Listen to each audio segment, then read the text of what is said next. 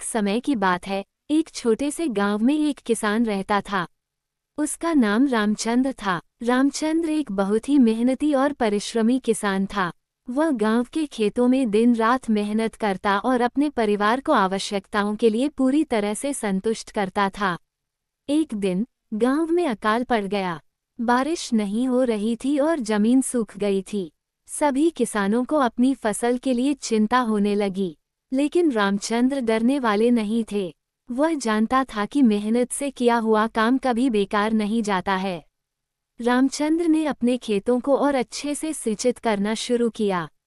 वह रात दिन मेहनत करता रहा, पानी की बचत करता रहा और पौधों की देखभाल में विशेष ध्यान देता रहा।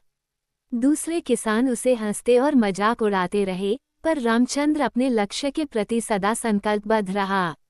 कुछ समय बाद बादल उमड़ आए और बारिश शुरू हो गई। रामचंद्र की खेती के पौधे जीवंत हो गए और उनकी फसल बढ़ने लगी। वो खुशी से झूम उठा, क्योंकि उसका मेहनत और धैर्य उसे उनके सपनों की प्राप्ति तक पहुंचा रहे थे। फसल काटने के बाद रामचंद्र ने अपनी परिवार के साथ आराम से खुशहाल जीने का आनंद लिया। उसकी मेहनत और परिश्रम ने उसे गर्व महसूस करवाया। वह गांव के बाकी किसानों के लिए एक प्रेरणा स्रोत बन गया।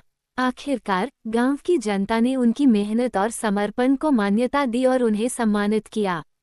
रामचंद्र की कहानी और संघर्ष गांव के अन्य किसानों को भी प्रेरित करते रहे।